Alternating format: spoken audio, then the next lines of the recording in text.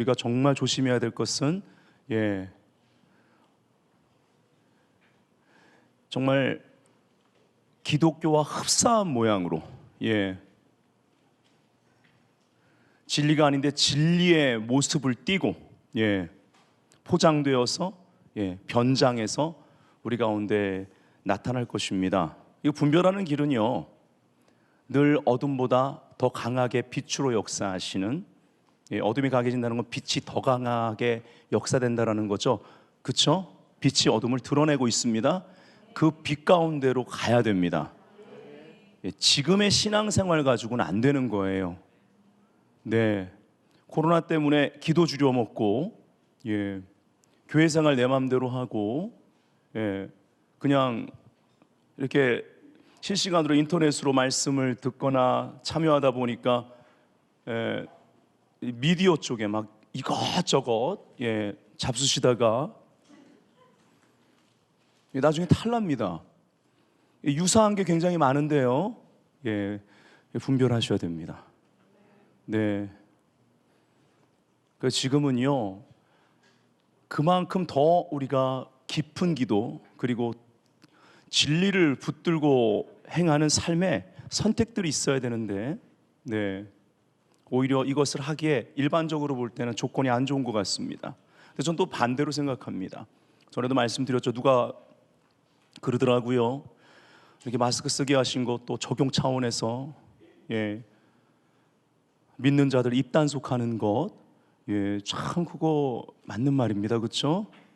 마스크 쓰면 그래도 이게 뭔가 이렇게 딱 재갈 먹힌 것처럼 야고보 3장의 역사가 아니겠어요? 좀 제어가 되지 않겠습니까? 그러고도 말 많이 하는 사람들은 나중에 지금은 좀 마스크 사기 쉬워진 것 같은데 이전에 마스크 사기 정말 어려웠을 때는 자기 그 냄새에 자기가 감당 못하고 말을 줄이지 않습니까? 그래서 어쨌든 이 말의 문제 하나님이 다루시는 시간이고, 또 그렇게 저는 이번 주에 또 그런 생각을 해봤어요. 성도들이 너무나 목사나 어떤 사역자의 손을 타지 않습니까? 사람의 손을 타는 것. 근데 지금은 이렇게 터치를 못하고 있지 않습니까? 성령 강림주의는 그 오순절을 절기에도 안수사역을 못했으니 어떤 사람의 손을 타는 것에서 우리가 좀 벗어나서 여러분 그것도 중독입니다. 진짜로요. 뭐든지 습관이 되거든요.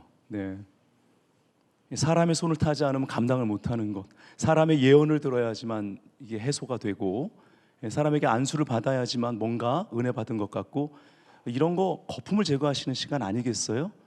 너의 진짜 신앙을 찾아라 이거죠. 문제 있을 때 사람 찾아가지 말고 골방에 들어가서 무릎 꿇어라, 뭐 이런 거 아니겠어요? 그쵸? 이 집회 저 집회 다니면서 머리 드밀지 말고 정말 갈급하면 평일날 언제든지 교회 열려 있으니까 와서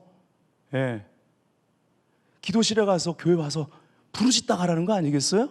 그래서 하나님과 야곱처럼 씨름해가지고 주님 만나는 시간이라는 거예요. 지금 말한 게 좀 마음에 합하시면 크게 한번 아멘 해주세요. 맞죠? 맞아요. 제가 아무리 생각해도 이게 맞아요. 지금 하나님 우리에게 개별적으로 1대1로 만나자. 그리고 또 이렇게 모이기 어려운 시간대에 우리가 또 할 수만 있으면, 모일 수 있는 그러한 자리와 시간만 되면 모이자, 모여라, 이런 뜻이 아닌가 싶습니다.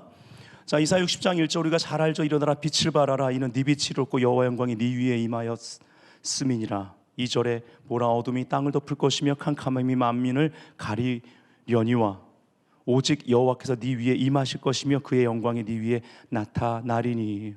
이 본문을 통해서 우리가 아는 것은 영광이 임할 때 모든 것이 배가 되지만 빛은 어둠을 이긴다라는 거죠. 그럼 빛이 어둠을 이길 때 빛의 자녀로 부름받은 우리들 안에 있는 어둠이 먼저 제거돼야 되죠. 이 안에 있는 게 먼저 제거돼야지만 우리가 그 빛 가운데서 쓰임받을 수 있습니다. 안 그러면 그냥 어둠에 끌려가 버리는 거예요. 어둠이 우리 안에서 드러나므로 그 어둠에 우리가 삼킨 바 된다라는 것입니다. 그러니까 이러한 시간에 정말 중요한 것이 있다면 회개라는 단어인 것입니다. 회개는 무엇입니까? 하나님께 돌아가는 거죠. 하나님께 가까이 나아가는 것입니다.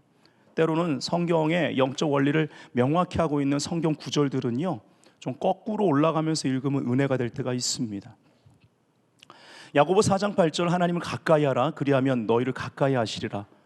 죄인들아 손을 깨끗이 하라, 두 마음을 품은 자들아 마음을 성결하게 하라 했는데, 더블 마인드, 생각이 두 개로 나뉘어져 있는 거예요. 늘 근심 속에, 염려 속에 갇혀 있는 모습일 수 있습니다. 쉽게 의심하고요, 쉽게 두려워합니다. 쉽게 사람의 말에, 보통 귀가 얇다고 그러죠. 그냥 따라가 버려서 그냥 들은 게 맞는 것 같은 거예요. 사실 확인도 안 하고 그냥 따라가 버리는 거예요. 이 두 마음은요, 어둠이 자리 잡는 어둠의 보금자리라고 할 수 있습니다. 예전에도 한 두세 번에 걸쳐서 생각의 견고한 진을 다뤘는데, 생각에 그러한 견고한 진이 만들어졌는데 마치 빛이 들어갈 수 없는 캄캄한 감옥 구조 같이 생겼습니다. 그래서 어떠한 분야에, 다른 건 다 신앙생활 잘하는데 어떤 분야, 어떠한 사건, 그런 특정 어떠한 일에 있어서만큼은 그 분야에 순종이 안 돼요. 그 분야에 순종이 안 되는 거예요. 순복이 안 되는 영역이 있습니다. 그래서 하나님께 가까이 나아가려면 그 윗절에 그런즉 너희는 하나님께 복종할지어다, 마귀를 대적하라, 그리하면 너희를 피하리라. 이 승리가 있기 전에 하나님께 복종하는 순복이 필요합니다. 이 순복을 통해서 이 생각의 견고한 진에 금이 가면 빛이 뚫고 들어가게 돼 있는 거예요. 그때부터 우리가 어떤 방향으로 나아가야 될지가 보입니다. 여러분이 중보 사역하다 보면 중보 기도가 계속 어떠한 영혼을 향해 드려질 때, 그렇게 말해도 안 듣다가요, 어느 날 꾸준한 기도를 통해서 진리를 받아들이기 시작하고 하나님의 말씀에 수긍하기 시작하는 거예요. 아, 견고한 진에 금이 가기 시작했구나. 그러면요, 그때는 빛이 새어 들어갑니다. 말이 먹히기 시작하는 거예요. 그러면 더 열심히 기도하십시오. 그러면요, 흔히 말하는 기도빨이 먹히는 거예요. 그래서 점점 그 빛으로 인해서 그 빛의 방향으로 영혼이 이끌려 나오기 시작합니다. 그래서 하나님께 가까이 나아가게 되는 거예요. 사실은 이것이 개인의, 하나님과의 개인 관계도 되지만 어떤 중보적인 원리로 우리가 또 이 구절들을 이해하고 적용할 수 있다는 것입니다. 그분이 왕이라는 걸 인정하는 거예요. 그래서 순복하게 됩니다. 네 발에 신을 벗으라. 신을 벗는 것, 세상 수단을 내려놔야 할 시간입니다. 사람의 방법을 내려놔야 할 시간입니다. 여호수아에게 얘기했듯이 하나님 편에 서는 것, 이제 사람의 편에 선 것, 이제 다 내려놔야만 합니다. 그리스도께 정렬된 거예요. 정렬된 후에 하나님이 정렬시킨 그러한 사람들과 함께 하는 거죠. 나중에 머리가 되신 예수 그리스도, 이 정렬의 선두에 계신 그분은 보이지 않고 사람만 보인다, 사람의 말만 무성하다, 그러면 문제가 된다라는 것입니다. 제가 이런 말씀들을 자주 드리는 이유는 지금이 그런 시즌이에요. 그래야 승리할 수 있습니다. 아멘. 근데 우리가 하나님께 복종하는 것, 내 힘으로 되는 거 아닙니다. 그래서 주님이 오신 겁니다. 주님이 오셨단 말은 무엇입니까? 그 은혜를 우리에게 베푸셨어요. 십자가에서 죽기까지 복종하심으로 이게 가능해졌다라는 거예요. 은혜만이 우리를 순종케 합니다. 그러니까 하나님께 가까이 나아가는 것은요, 은혜의 결과입니다. 그래서 6절에 올라가면, 그러나 더욱 큰 은혜를 주시나니 그러므로 일렀을 때 하나님이 교만한 자를 물리치시고 겸손한 자에게 은혜를 주신다 하였느니라. 여러분, 우리가 교만하게 되면요, 이것만큼 불행한 거 없습니다. 하나님 물리친단 말이에요. 자석이 이렇게 같은 국으로 있을 때 이렇게 밀어내지 않습니까? 가까이 가려고 해도 안 돼요. 똑같은 모습이 됩니다. 세게 이렇게 하면 더 탁 밀려나 버리는 거예요. 그게 교만입니다. 요한복음 1장 4절 5절에서 말하고 있듯이 그 안에 말씀 안에 생명이 있었으니 이 생명은 사람들의 빛이라 빛이 어둠에 비치되 어둠이 깨닫지 못하더라. 공동 번역에는 그러나 어둠이 빛을 이겨본 적이 없다. 표준세 번역에 어둠이 그 빛을 이기지 못하였다, 받아들이지 못하였다, 이렇게 말하고 있습니다. 어둠은 빛을 이길 수가 없다라는 거예요. 이 빛의 승리는 항상 은혜로 우리가 얻게 됩니다.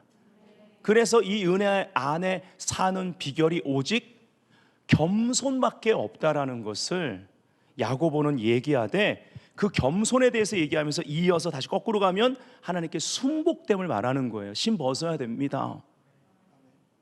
다시 말씀드립니다. 세상 수단 내려놔야 돼요. 이거 내려놓지 않는 사람의 그 모습이 어떤 모습이냐? 죽어도 기도는 안 해요. 그렇게 문제가 심각해져도 기도 분량을 늘리질 않습니다. 그게 자기 중심이라는 거예요. 자기 부인을 못합니다. 기도가 쉽습니까? 기도는 십자가의 자리입니다. 안 되는 거예요. 기도해야 된다는 건 아는데 안 되는 겁니다. 하나님께 순복하라. 이 말을 했던 야고보가 이 기도의 훈련을 받은 사람이기 때문에 얘기하는 것입니다. 그러니 진정한 겸손은 기도의 자리에서 마련되는 겁니다. 아멘. 그럼 기도 많이 하는 사람, 기도 많이 하는 공동체인데 교만하다면 그건 무엇을 의미할까요? 질문만 던지고 말겠습니다.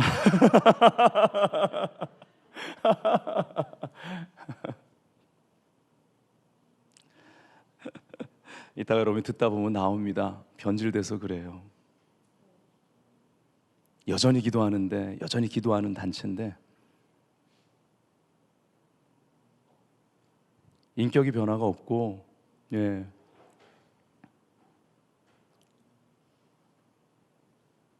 교만한 모습에 그러한 열매가 있다면 여러분, 이거 심각한 문제입니다.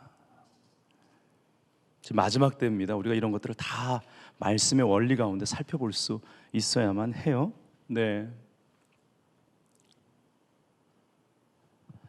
여기에 싸움이 있다고 그랬죠. 교회가 어두워지느냐, 빛이 더 강화되느냐.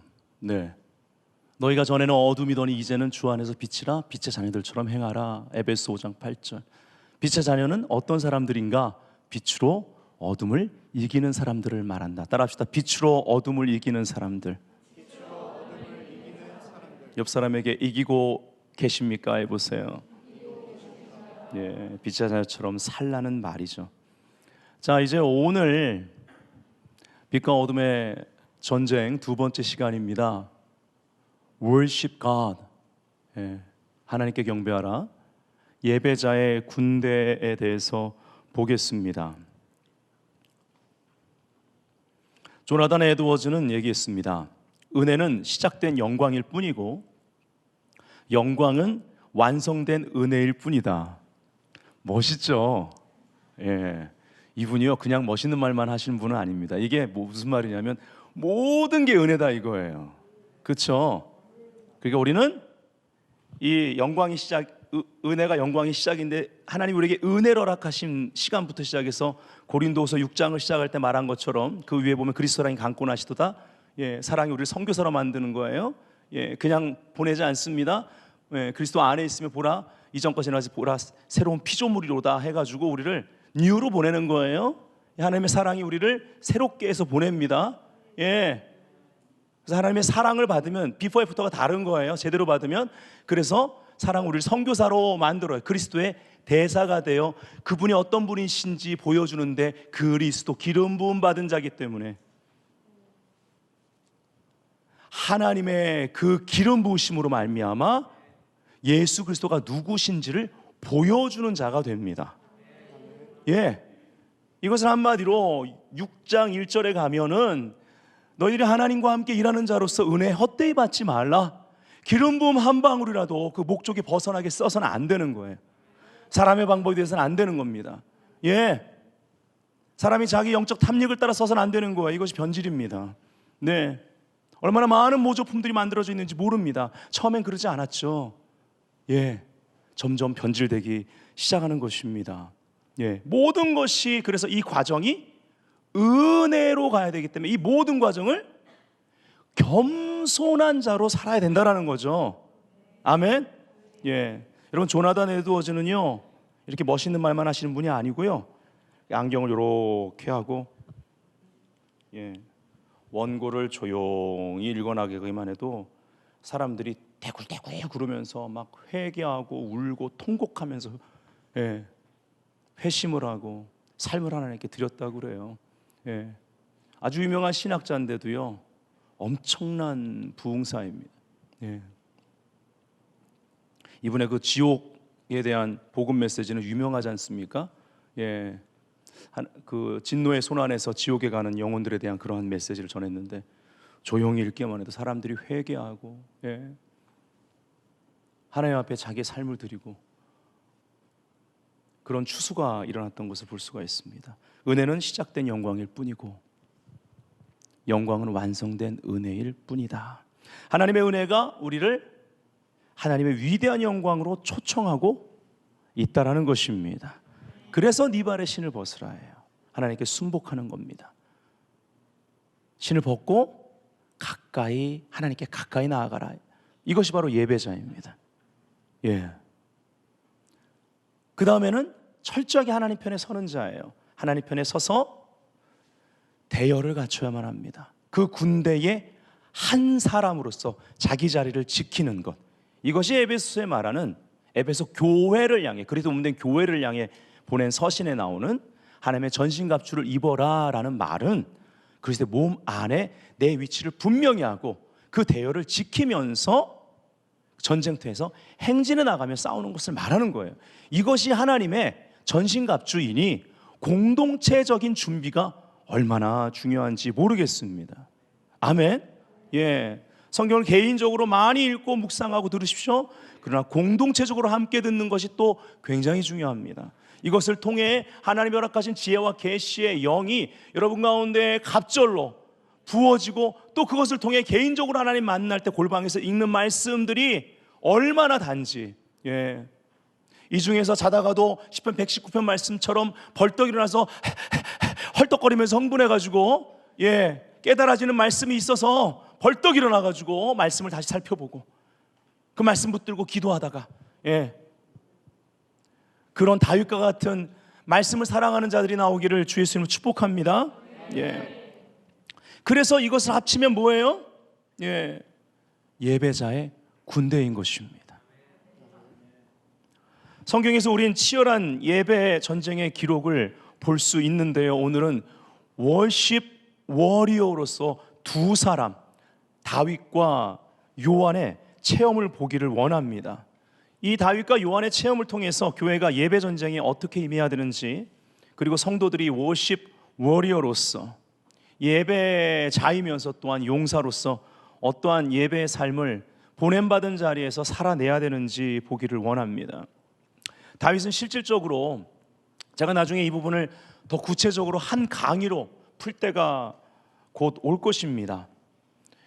다윗의 장막에 대한 그러한 균형 잡힌 메시지를 실질적으로 역사 가운데 있었던 여러 가지 그러한 회복의 운동들을 짚어가면서, 하지만 사도행전 15장에 바로 아모스 9장의 다윗 장막 회복의 예언이 본격적으로 성취된 그 사도행전 15장의 본문을 통해서 다윗 장막 비전의 핵심이 뭐고 방향이 뭐고 열매가 뭔가, 왜냐하면 너무나 많이 치우친 그림들을 우리가 지금 볼 수 있기 때문에 그런 것입니다. 자, 어쨌든 간에 그건 나중에 좀 살펴보고요.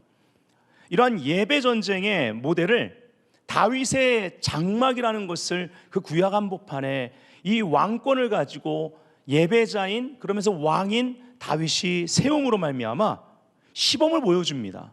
다윗이야말로 예배하는 전사, 워십 워리어, 이것이 그의 DNA였어요. 예배자이면서 그는 용사였습니다. 밧세바를 범할 때 그 전쟁터에 나가지 않았죠. 우리아가 뭐라 그럽니까? 이 전우들이 지금 전쟁터에 있고 법궤도 그곳에 있다고 말하고 있는 거예요. 예. 하나님의 영광을, 하나님의 보좌를 상징하는 법궤가. 근데 내가 어떻게 여기서 아내와 좋은 시간 보낼 수 있겠느냐. 그래서 다윗의 꼼수가 먹히지 않은 거죠. 예. 여러분 또 이런 거 나중에 제가 한번 할게요. 여러분 성경을 어떤 유명한 강사가 말하거나 책에 썼다고 그래서 다 받아들이면 안 돼요. 정말 그러한가 하고 다 성경을 살펴보셔야 됩니다. 다윗이 왕권으로 다윗 장막을 세웠을 때 법궤가 항상 다윗의 장막 안에만 있었다? 틀린 거예요. 방금 말씀드렸잖아요. 우리아가 말하잖아요. 우리아가 법궤가 전쟁터에 있다고요. 그러니까 다윗이 왕으로 있을 동안 24시간 360일 쉬지 않고 법궤가 다윗의 장막에만 있었다? 맞다 틀리다? 틀리다예요. 성경을 그냥 성경으로 봐야지. 책에 누가 그거 썼다고 그대로 받아들이면 안 돼요. 저는 책에 나오는 히브리어 이 단어가 히브리어로 뭐다 그것도 저 그대로 저 설교 시간에 그거 옮기지 않습니다. 제가 몇 번 틀린 거를 경험해 봤기 때문에. 엄청 유명한 분인데도 둘 중에 하나예요. 그분이 틀렸거나 그분도 다른 분한테 들은 걸로 그냥 가리키는 거예요. 아니면은 번역자가 조금 잘못됐거나. 무슨 말이냐면 많은 경우 다는 아닌데요. 제가 왜 찾아보냐면 히브리 사전을 저희가 히브리 말을 얼마나 제가 잘한다고 그렇게 잘하지 않습니다. 사전이 좋아요. 인터넷 사전이.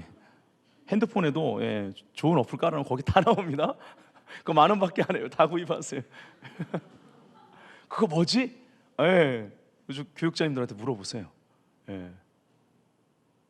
그거 했다고 우리 부목사들 중에 전도사들 중에 목사님 그런 거 알려주면 어떻게 제가 설교할 때 그거 써야 되는데 그런 사람 아무도 없습니다.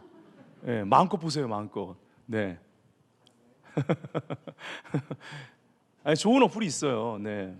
근데 그런 거 보고 또 인터넷이 아니라 저기 컴퓨터에 이제 깔아놓은 게 있습니다. 그걸 가지고 이제 하죠. 그러면요, 히브리어로 이 단어가 뭐다라고 그랬을 때 생각보다 많은 경우 히브리어로 이 단어가 이퀄 뭐다가 아니고요. 히브리어로 이 단어는 무엇을 의미하는데 이 단어의 어원이 무엇이다. 근데 이 단어의 뜻은 빼고 어원이 되는 그 단어의 뜻을 이거 이퀄 이걸로 해놓은 게 상당히 많습니다. 근데 그냥 두리뭉실 전하면 어원이기 때문에 뜻이 비슷해서 괜찮을 수 있는데 강단에서 설교하는 사람, 가르치는 사람은 정확해야 되잖아요. 그래가지고 제가 귀찮아도 다 찾아봅니다. 자, 어쨌든 간에 다시 돌아갈게요. 뭐가 그렇게 됐죠? 오케이. 다윗은 그 DNA가 워시퍼면서 워리어였습니다.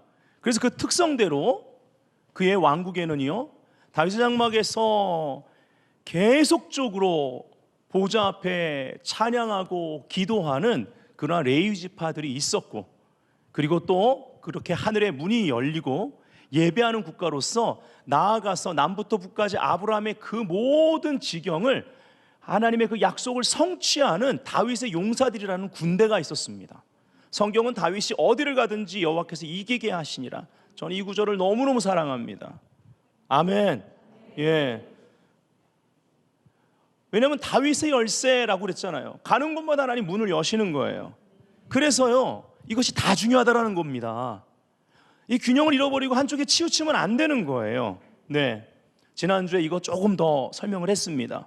지난주 균형 잡힌 사역을 통해 성령의 강이 나뉘어 흐르게 하라라고 유튜브에 그 제목으로 올라가 있거든요. 그래서 이것이 어느 정도 구분이 되는 거 중요합니다.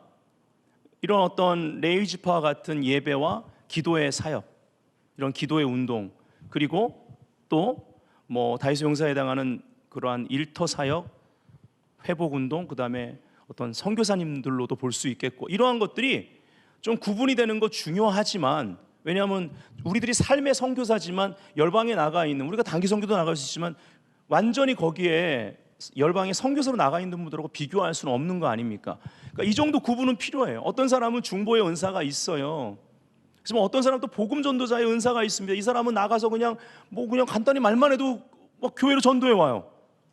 그리고 많은 경우 단어 아닌데 던져놔요. 알아서 하세요. 그리고 또 데리고 와. 알아서 하세요. 이 복음 전도자의 은사가 있는 사람이에요. 근데 정말 하나님 앞에 보좌 앞에서 중보하는 사람들이요, 이 전도를 잘하는 사람도 있지만 복음 전도자만큼 잘할 수는 없겠죠. 예. 하지만 중보 사역자, 기도자라고 그래서 전도를 소홀히 해서는 안 된다. 더 정확히 말씀드리면 전도를 기도로 대체하면 안 되는 거예요. 저는 이것을 대체신앙이라고 부른다고 말씀드렸죠.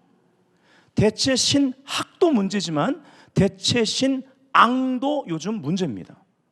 하나님이 이러한 것들을, 그 무브먼트를 사용하셨지만 선을 넘는 것들이 이제 다 가지치기를 하셔서 정말 레위 지파 운동과 이 다윗의 용사들과 같은 이들의 그러한 그 워리어들, 이들이 잘 톱니바퀴처럼 맞물려서 돌아갈 수 있도록 지금 하나님이 다시 모든 것들을 재정비하고 새롭게 하는 시간이라고 확신합니다. 아멘. 예. 그리고 이러한 것들로 말미암아 잘못된 누룩, 그 잘못된 가르침들이 들어왔다라는 것입니다. 예, 이것을 우리가 이제는 하나씩 분별할 수 있어야만 합니다. 예를 들어서 정말 화해와 일치 운동은 좋은 것입니다. 네, 그리고 계속 해야 될 것입니다. 근데 에큐메니칼 운동과 손을 잡으면 안 된단 말이에요. 예. 우상숭배는 우상숭배라고 지적을 해야 되는 것입니다. 로마 캐톨릭 우상숭배고, 마틴 로이드 존스도 그의 책에 이단은 이단이다, 이단일 수밖에 없다, 역사적으로 그랬다, 로마 캐톨릭은 이단이다 분명히 말한 거예요. 예, 그렇잖아요. 그럼 그 이단의 총수가 누굽니까? 교황이잖아요. 삶의 열매가 종교다원주의자로 가고 있지 않습니까? 그냥 그거는 그대로 팩트인 거예요. 근데 그걸 놓고 틀린 거를 다르다고 해가지고 화해와 일치 모드로 가면 그것은 안 된다. 자, 메시아닉 운동, 예, 메시아닉 사역, 히브리 뿌리를 회복하는 운동, 이것은 이 헬라 사고 가운데 젖어들어서 성경이 해석됐기 때문에 대체 신학의 어떤 틀이 역사 가운데 들어와서 정말 많은 것들을 망가뜨렸습니다. 성경 해석을 틀어지게 만들었다, 왜곡시켰어요. 그래서 하나님이요, 이거를 바로 잡고 계셨고, 특별히 그 이스라엘이 없던 나라가 세워지면서 대체 신학이 틀렸다라는 것을 하나님이 역사 가운데 없던 나라를 다시 세우면서 증거해 버렸습니다. 그리고 없어졌던 언어가 회복이 됐어요. 그래서 실질적으로 대체 신학은 이미 무너진 것입니다. 근데 끝까지 버텨요. 왜요? 너무나 많은 책이 나왔기 때문에 그거 다 처리할 수는 없잖아요. 그냥 제가 하는 말입니다. 아마 그러지 않을까. 이유 중에 하나죠. 이유 중에 그것 때문이라는 게 아니라 이유 중에 하나겠죠.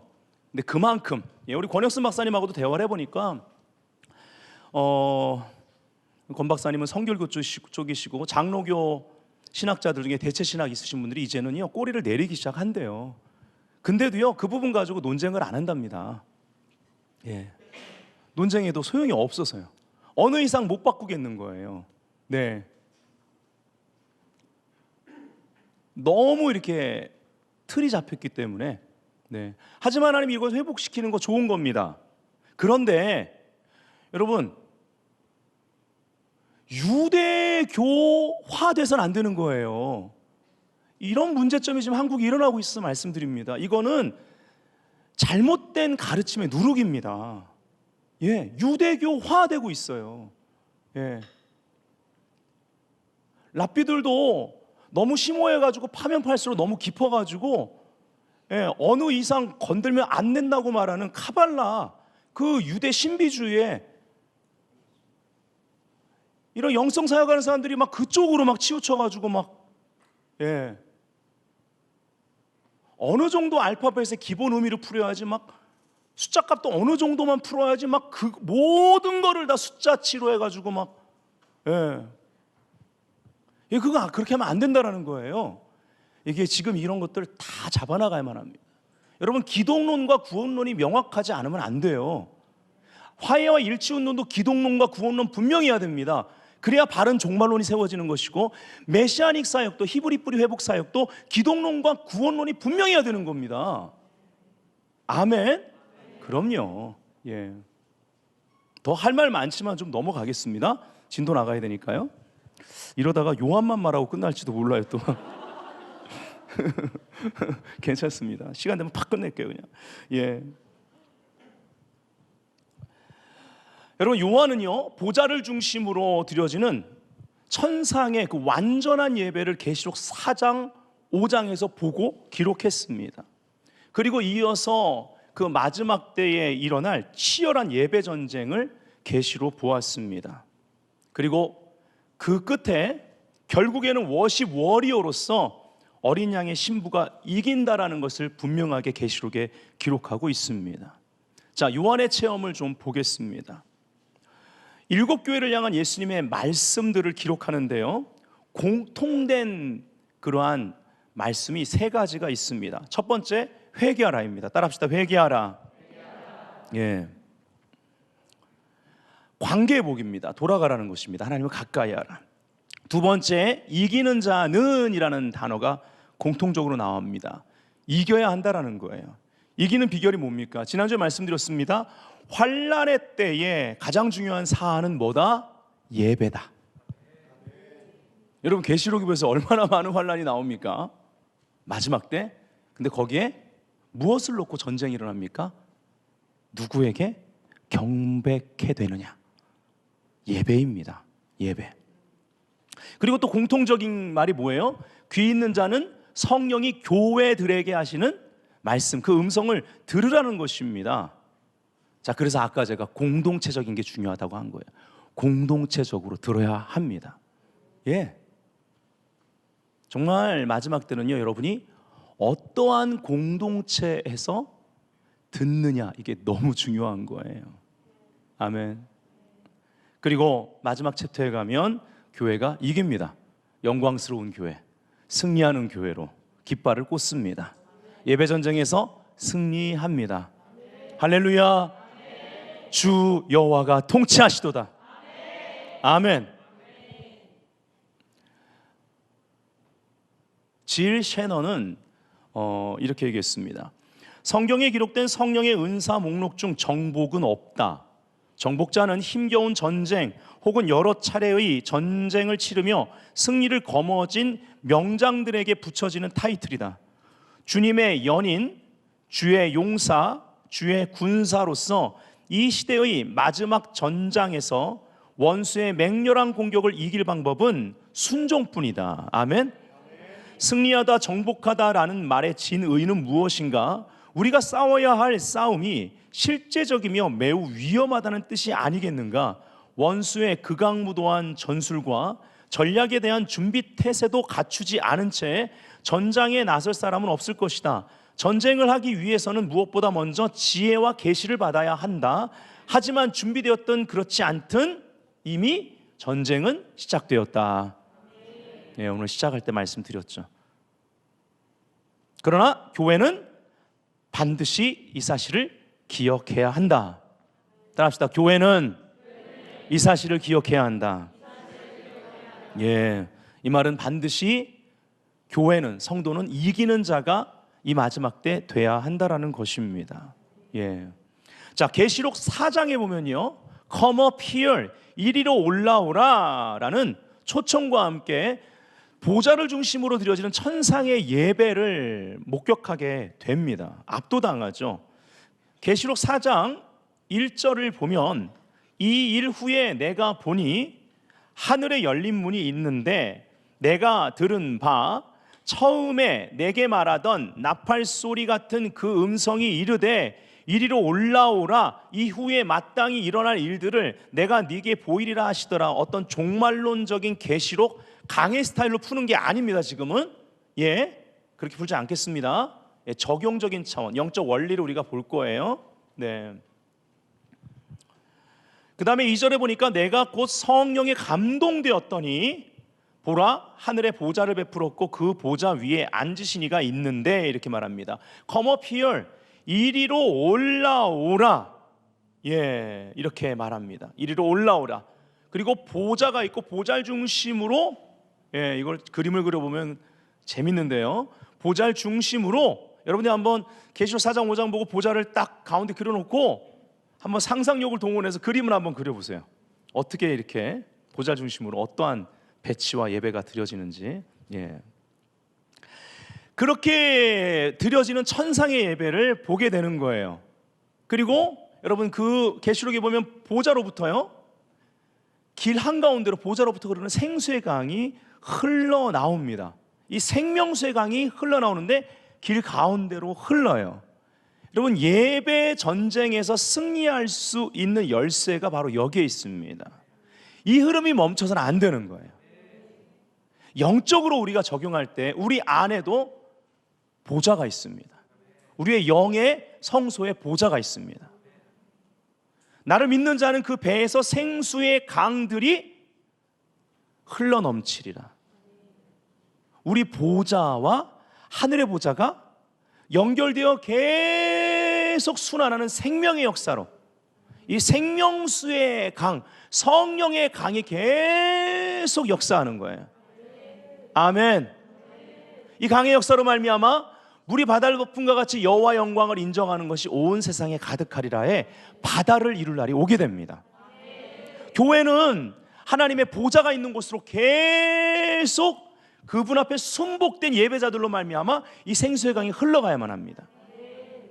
지난주에 말씀드렸죠. 성경의 쉐마와 함께 중요한 히브리 말이, 듣다라는 단어와 함께 중요한 단어가 할라크라고 그랬습니다. 가다, 걷다, 동행하다라는 의미로 쓰이는데, 이것이 제일 먼저 어디 본문에 쓰였는지 말씀드렸죠? 예, 제가 한 3번째 말씀드리는 것 같은데, 예, 히데겔, 예, 히데겔 강, 히데겔 강이 흐르다 할 때 흐르다라는 단어로 쓰인 거예요. 네, 이것이 생명의 역사입니다. 예배 전쟁에서 승리하는 비결은 이겁니다. 이 흐름이 교회 가운데 계속 있어야 됩니다. 그래서 예배가 중요한 거예요. 예, 아무 예배나 다 똑같은 게 아닙니다. 오해하지 마세요.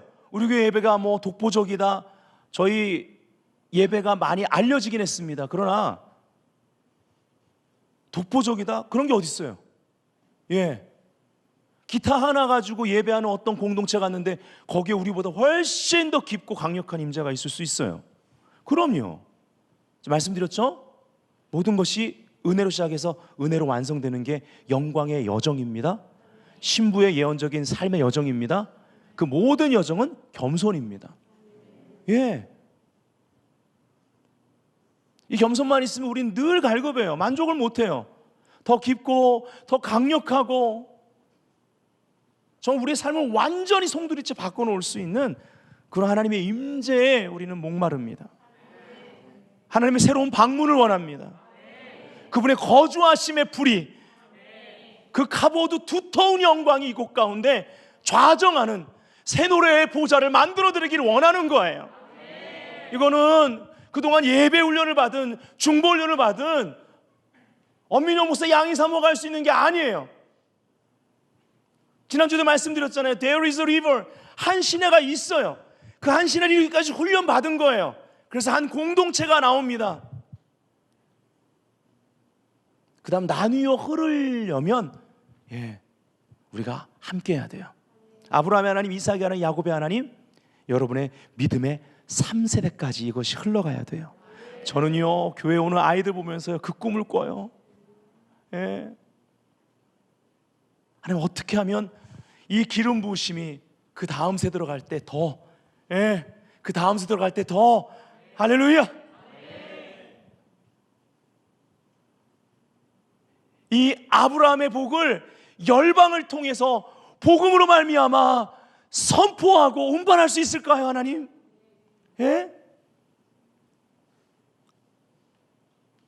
그리고 우리 아이들이 열방에 나가, 그리고 이스라엘에 나가 진짜 아브라함의 후손인 그들에게 그 복음을 선포하는, 그들에게 시기나게 하는 역사, 이 비전을 보고 있는 거예요. 할렐루야.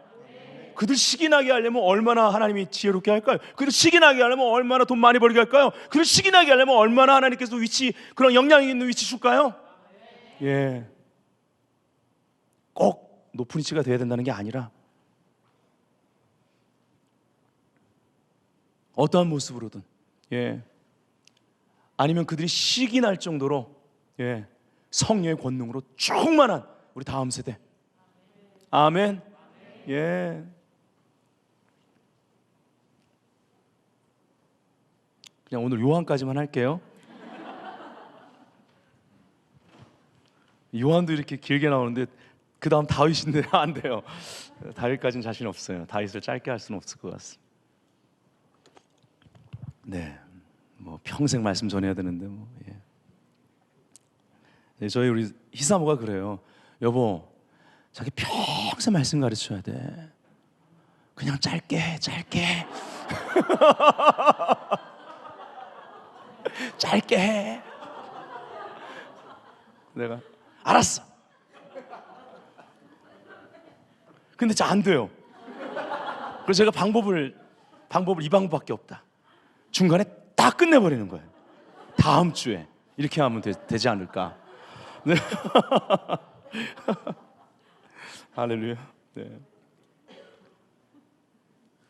네, 여러분, 이 흐름이 있어야 됩니다. 그리고 이것은 성경에서 볼 때 아브라함의 하나님, 이삭의 하나님, 야곱의 하나님, 이 흐름을 따라 민족을 이루는 거예요. 이 흐름 안에서 한락 하나님과 동행하는 자들, 생수의 강의 흐름. 그러니까 이것이 계속 이어지려면 어떻게 해야 돼요? 아브라함의 세대가 보좌 앞에 순복해야 되고, 하나님의 은혜로 끝까지 하나님과 함께 일하는 자로서 그 은혜를 헛되이 받지 않고 그 은혜를 받는 자로서 헛되이 받지 않는 자는 겸손한 자이니 계속 하나님께 가까이 나가 있는 거예요. 네, 그것이 그대로 이삭의 세대에 모리아산에서 있었던 것처럼 드려진 자로서 여호와 일의 하나님을 경험하는 거예요. 그것이 야곱의 세대에 베델의 하나님을 인카운터하는 세대로서 야곱의 하나님의 얼굴을 구하는 세대, 그러한 족속을 일으키는, 그러한 공동체를 일으키는 리더들 세대로서, 할렐루야. 예, 분이엘 하나님의 얼굴을 경험하는 세대로, 야곱이 이스라엘이었던 것처럼 바로 이스라엘, 하나님의 이스라엘이 되는 그러한 세대로 일어나는 것입니다. 예, 이것이 흐름이에요. 다 보좌 앞에 순복함을 통해 이 흐름이 계속 되어지는 것입니다. 아멘. 제가 우리 안에 있는 그 영의 성소에 있는 보좌, 예, 이것에 대해서 말씀드린 것은 거기에 또 어떤 것이 우리가 적용해야 되냐면, 우리가 성전됨을 이루면서 우리 안에 이루어지는 그 성화의 하나님으로부터 말미암는 변화와 성숙인 것입니다. 우리가 보좌 앞에 순복된다는 것은 이것을 말하는 거예요. 성령의 그 흐름, 여러분 에녹이 처음부터 그렇게 들려 올라갈 만큼 성숙했고 깨끗했고 하나님의 은혜를 헛되이 받지 않는 자, 그렇게 준비된 게 아니었어요. 그 무드셀라를 낳고 나서 그가 죽으면 그것이 온다라는 그 이름에 하나님이 그 이름을 지어주자 도대체 뭐가 온다는 것이지, 다는 정확히 알 수 없어도 그것이 이 땅을 향한 그러한 종말론적인 선고라는 걸 안 거예요. 그래서 매일마다 그 아들을 키우면서 그 아들을 볼 때마다 두렵고 떨림으로 하나님 앞에 설고, 유다서에 보면은 그가요 그냥 은둔자처럼 생활한 게 아니고, 유다서에 보면은 나아가 복음을 선포하고 심판을 선포하는 그러한 복음 선포자로 살았던 것을 볼 수가 있습니다. 예. 그리고 진짜 무두셀라가 죽던 해에 물로 심판하시고 그 전에 이미 노아를 예비하셔서 그의 가족 노아까지 8명이 그 홍수에서 살아남아 새로운 인류의 시작점이 되는 거죠. 아멘. 예. 우리는요 정말 우리에게 허락하신 이 가정과 다음 세대 자녀들, 그리고 이렇게 베델교회에 하나님께 허락하신 이 다음 세대 너무나 많은 아이들이 태어나고 있는데, 예, 이것에 대해서 그냥 지나칠 수 없는 거예요. 늘 가슴에 품고 우린 기도해야만 합니다. 네. 과연 이 아이들을 통해서, 이 다음 세대를 통해서 하나님이 어떠한 할라크, 어떠한 동행, 그리고 어떠한 열매들을 여호와 이레로부터 우리에게 허락하실 것인가. 아멘. 예.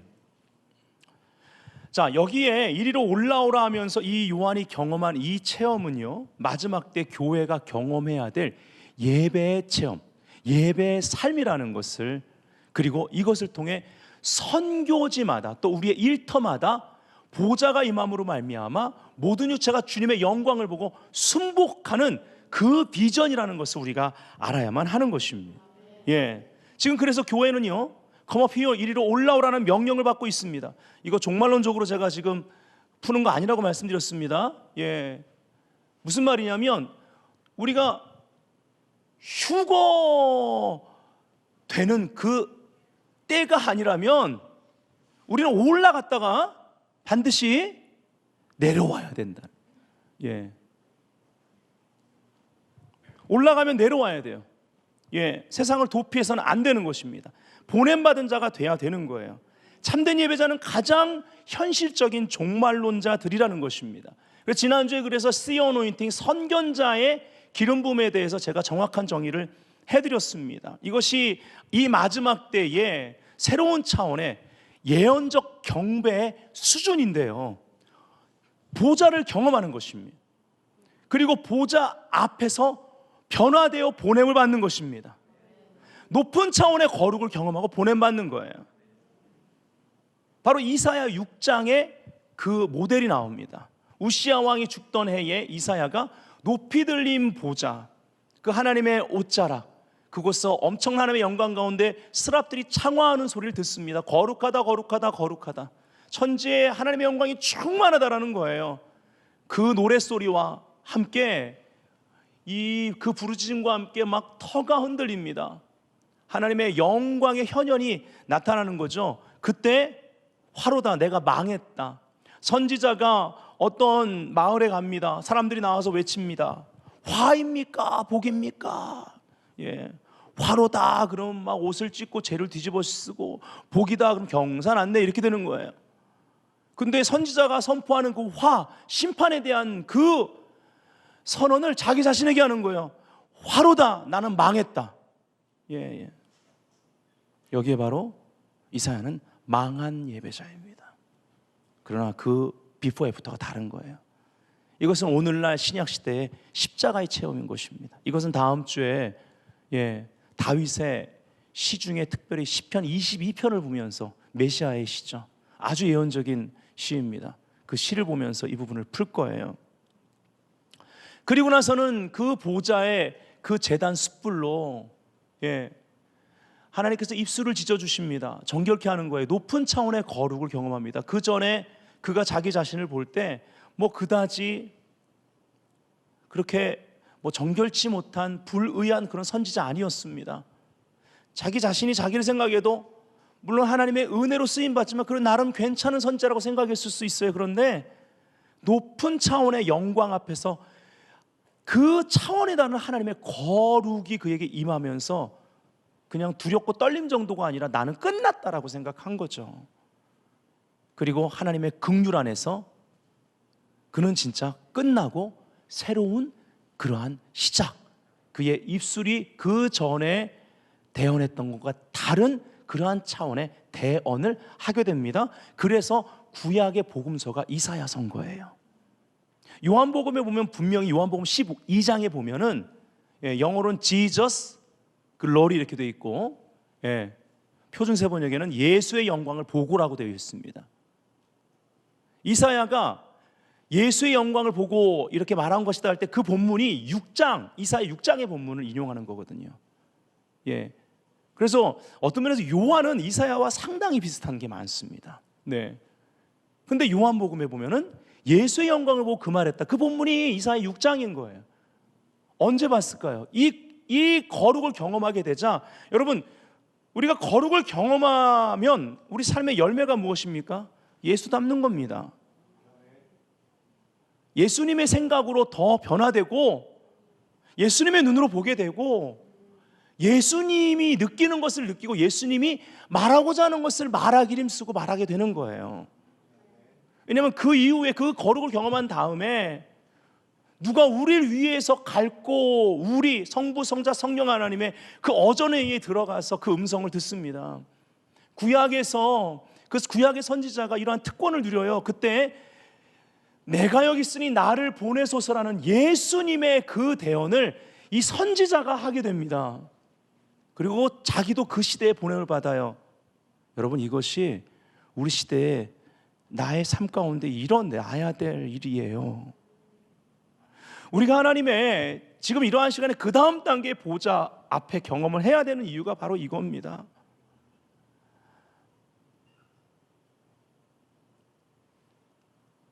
지금까지 우리가 경험했던 영적 체험 그 위에 하나님의 그러한 보좌를 경험하고 그 영광을 경험해야 돼요. 다른 차원에 계속 하나님 우리를 영광에서 영광으로 이끄는 거예요. 주께 돌아가면 수건이 벗어집니다. 그 얼굴에서. 예, 주의 영으로 말미암음이라. 아멘. 그래서 우리가 그의 얼굴 앞에서 그와 같은 형상으로 변화하여 영광에서 영광으로 나아가는 거예요. 이대로 있을 수 없습니다. 여러분, 저와 여러분 이대로 있어서는 안 되는 겁니다. 보라칸카미 한미를 가리고 온 땅에 어둠이 덮어요. 이렇게 있어서는 안 되는 거예요. 베델교회 지금의 예배에 만족해서는 안 되는 거예요. 내가 지금 어느 정도 그냥 신앙생활하고 기도생활하고 어느 정도 그냥 이 정도의 신앙의 수준으로 만족해서는 안 되는 거예요. 하물며 뒤로 물러가서는 이거는 말도 안 되죠. 말도 안 되는 거예요. 지금 그러한 시기예요. 예. 제가 긴급함을 가지고 베델교회 성도들에게 말씀드리는 겁니다. 이 경험이 필요합니다. 예배 가운데 높은 차원의 거룩, 진정한 십자가의 체험, 그러나 종교가 아니라 완전히 자유한 가운데, 진정한 자유가 무엇입니까? 영광에서 영광에 이르는 그런 자유함, 성부, 성자, 성령 하나님의 그 교제권 안에 들어가 버리는 거예요. 와. 여러분, 요한일서 1장에 얼마나 큰 자유함이 예수의 피로 말미암아 그러한 자유함이 있음을 요한이 선포합니까? 아니, 하나님은 빛이라 빛 가운데 자유하잖아요. 네. 그리고 너희들의 죄를 고백하고 그러한 모든 불의를 회개하고 들어오라고 초청하지 않습니까? 그 빛 가운데 사귐으로. 예. 그 말씀이 살아 움직인다고 말하는 거 아니에요? 저도 이 뒤에 다윗 안 한다고 그러니까 지금 막 자유하고 좋습니다. 예.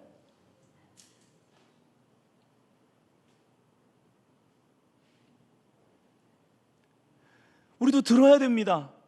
이 시대를 향한 하나님의 때가 찬 경륜, 이 시간대에, 예, 하나님께서 무엇을 하기 원하시고 어떠한 방향으로 한국교회를 이끌기 원하고 우리 교회를 이끌고 준비시키기 원하시며 우리들과 우리 다음 세대를 어떻게 하나님께서 빚어가기 원하시는지 그분의 음성을 들어야 돼요. 누가 우리를 위해서 갈고 내가 여기 있으니 나를 보내소서라는 예수님의 대언을 주님의 몸된 교회가 성령이 교회들에게 하는 음성으로 듣고, 그러려면 회개해야 되고 이기는 자가 돼야 되고, 듣고 함께 그 방향으로 한 걸음 한 걸음 그분과 함께 가다 걷다 동행하다 할라크 흘러가는 역사,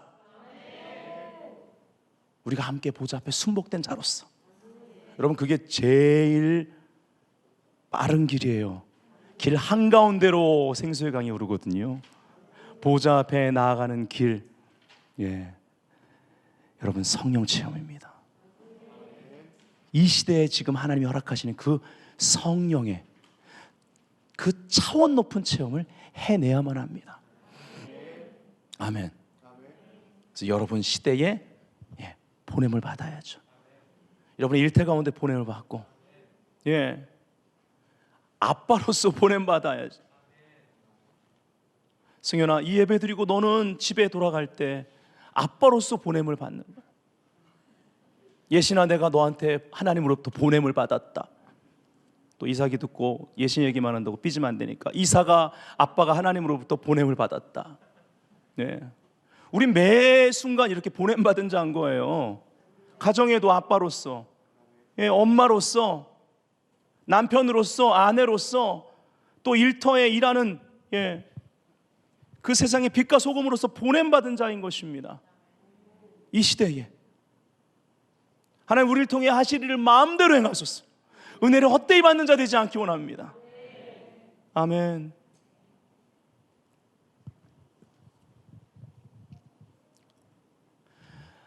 다윗은요 씨어였습니다. 네, 진정한 씨어였어요. 하나님 보좌 앞에 늘 서는 자였습니다. 예, 다음 주에 더 다윗에 대해서 말씀드릴게요. 계시록 22장 17절 우리 다 같이 한번 읽어보기 원합니다. 성령과 신부가 말씀하시기를 시작. 성령과 신부가 말씀하시기를 오라 하시는도다. 듣는 자도 오라 할 것이요 목마른 자도 올 것이요 또 원하는 자는 값없이 생명수를 받으라 하시더라. 아멘. 성령과 신부가 말씀하시기를, 성령과 신부가 가라사대 할 수 있는 그러한 친밀함이 마지막 때 신부인 교회 가운데 있다라는 것입니다. 예, 목마른 자들이 오라고 초청하는 걸 보십시오. 이것이 교회의 모습이 되어야 되지 않겠습니까? 보냄받은 자리에서 사랑은 선교사를 만든다고 그랬죠. 우리가 그러한 그리스도의 대사로서. 고린도후서 5장도 여러분 이사야 6장의 그림으로 한번 보세요. 그리스도 사랑이 우리를 강권하시도다입니다. 예. 한 사람이 모든 사람을 대신해서 죽었다라는 거예요. 그 사랑이 나에게 부어지는 것입니다. 얼마나 큰 사랑입니까? 감당할 수 없는 사랑이, 이 시공을 초월한 그 사랑이 부어져 버리는 거예요. 예. 이 사랑이 이 유한한 삶을 살면서 영원을 볼 수 있도록 우리 눈을 열어버렸습니다. 영원을 사모하는 마음을 가지게 해버린 거예요. 네. 그러니 이 땅에 사는데 늘 소망할 수 있고 담대한 거예요. 네. 사랑할 수 있는 겁니다. 그리고 나서 그 사랑이 강권하자 보라 그리스도 안에 있으면 이전 거 지나갔으니 보라 새로운 피조물이로다. 예, 새로운 피조물로서 그래서 우리를 그리스도의 대사로 보내시는 거예요. 네. 이것이 고린도후서 5장에 그리고 6장으로 이어지면서 그 은혜를 헛되이 받지 말라고 권면하는 바울의 글인 것입니다. 네. 자, 그래서 우리는 이기는 자로서 성령님과 친밀한 가운데 함께 동역할 수 있어야 된다. 자, 오늘 결론입니다. 요한이요, 이 마지막 때에 본인의 체험을 통해서, 성경에 기록된 요한의 체험을 통해서 우리에게 도전하고 있습니다. 이 체험이요, 2번 큰 실수를 하는 체험입니다. 4장 5장에 아까 말씀드린 대로 천상의 그 엄청난 예배를 경험했음에도 불구하고 우리가 얼마나 그런 예배를 사모하고 있습니까? 그럼에도 불구하고요, 대언하는 천사 앞에 2번이나 경배할 뻔했습니다. 예. 계시록 19장 10절 내가 그 발 앞에 엎드려 경배하려 하니 그가 나에게 말하기를 나는 너와 및 예수의 증언을 받은 네 형제들과 같이 된 종이니 삼각 그리하지 말고 오직 하나님께 경배하라. 이것이 오늘 제목인 영어로 worship God입니다. 그러면서 뭐라고 그래요? 예수의 증거는 예언의 영이라 하더라. 아멘. 자, 이때 한 번만이 아닙니다. 그 대언하는, 하나님의 말씀을 대언하는 그 천사 가운데 그 말씀 때문에 역사하는 영광 앞에 순간 절할 뻔한 거예요. 예, 그래서 다급하게 천사가 막죠. 예, worship God. 예. 계시록 22장에도 나옵니다. 8절 9절 이것들을 보고 들은 자는 나 요한이니 내가 듣고 볼 때에 이 일을 내게 보이던 천사의 발 앞에 경배하려고 엎드렸더니 그가 내게 말하기를 나는 너와 네 형제 선지자들과 또 이 두루마리의 말을 지키는 자들과 함께 된 종이니 말씀의 종일 뿐인 거예요. 아멘. 그리하지 말고 하나님께 경배하라 하더라. 여기도 영어로는 같아요. worship God. 아멘. 여기서 우리는 오늘 결론적으로 경고와 도전을 이 마지막 때 받아야만 합니다. 어떠한 것을 본다 할지라도, 듣게 된다 할지라도 천사의 그러한 방문을 경험했다 할지라도, 기사 표적들을 많이 경험했다 할지라도 이것이 하나님이 허락하신 것이라면 좋지만, 하나님이 허락하신 것이 아닐 수도 있고, 심지어 하나님이 다 허락하신 것이라 할지라도, 요한은 하나님이 허락하신 것이었잖아요. 이 모든 하나님의 말씀을 대언하는, 그리고 하나님이 하시는 그 말씀을 확증하는 기사와 표적, 말씀을 대언하는 그 말씀, 능력이 있어 말씀을 이루는 그 천사의 역사라 할지라도, 모든 예언적인 것 위에 우뚝 선 예언의 영이 있으니 worship God, 하나님을 경배하라 라는 것입니다. 요한은요, 예수님 품에 기댈 정도로 친밀했던 자였습니다. 그만큼 주님과의 친밀한 가운데 있었던 이 요한, 하나님이요 사명이 있어서 마지막까지 살려두셔서 반모섬에 보내서 이 요한계시록을, 이 성경의 마지막 책을 기록하게 했다라는 것입니다. 예. 자, 그럼 우리가 어떻게 해야 될까요? 열쇠는요, 개인의 체험도 중요하지만 개인의 체험을 넘어서서, 더 정확히 말씀드리면 그리스도의 몸의 체험 안에서 개인적 체험이 있어야 된다는 거예요. 이것은 그리스도 몸 된 교회의 체험이 되어야만 합니다. 아멘. 그래서 7 교회를 향해서 하나의 인격처럼 주님이 친히 7 금촛대 사이를 거니시면서 말씀하신 거예요. 여러분, 예수님은요, 이 7 금촛대는 바로 7 교회라고 했습니다. 예수님은 지금도 7 금촛대 사이를 거닐고 계십니다.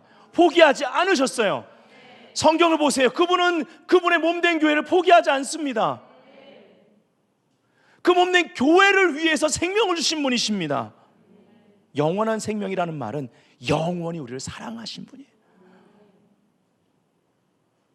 이미 우리를 영원히 사랑하시기로 작정하신 분이세요. 그분이 지금 금촛대 사이를 거닐고 계시다는 것을 우리가 알아야만 합니다. 그분과 할라크 동행하기를 힘써야 돼요. 다시 말씀드리면 우리가 그분과 새롭게 발맞춰 나가도록 강제 안식의 시간, 잠시 멈춤의 시간을 지금 코로나19를 통해 허락하신다고 우리가 적용하면 어떨까요?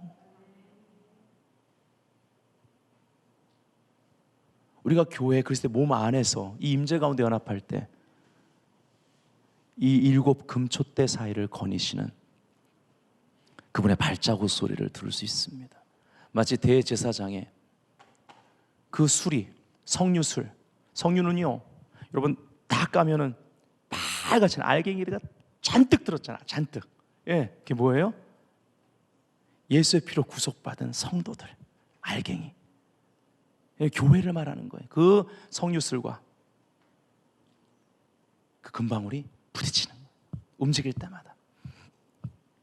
로마서 8장에 지금도 쉬지 않고 중재하시고 쉬지 않고 기도하시는 보좌 우편에서 그 예수님의 중재사역, 그 기도로 말미암아 그리스도의 사랑이 계속 강권하고 있는 거예요.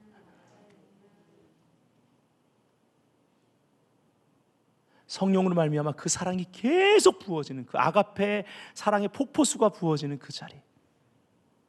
원수의 소리가 들리세요? 나야가라 폭포보다 더 큰 그 사운드에서 원수의 소리가 들리세요? 원수가 전화했어요. 여보세요? 안 들려? 막 뭐라 그래? 안 들려! 끊어!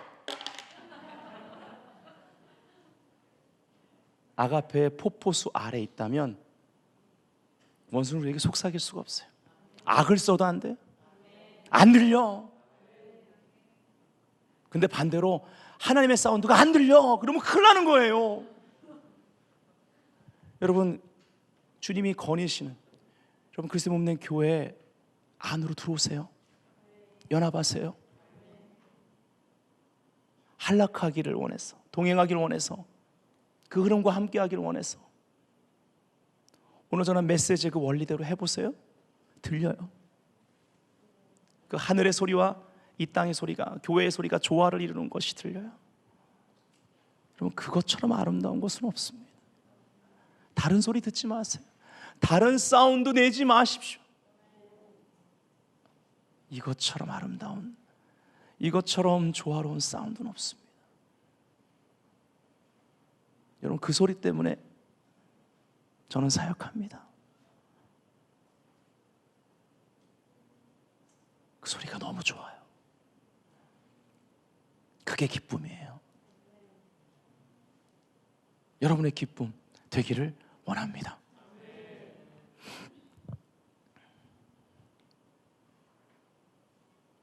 그래서 이걸 주목하셔야 돼요. 천사가 말한 것 가운데 이 부분을 주목하십시오. 나는 너와 및 예수의 증언을 받은 네 형제들과 같이 된 종이니. 22장 8, 9절에도 나는 너와 네 형제 선지자들과 또 이 두루마리의 말을 지키는 자들과 함께 된 종이니. 예. 공동체, 몸, 개인이 아니에요. 요한에게 무엇을 강조하는지 아시겠습니까? 우리 잠시 눈을 감아봅시다.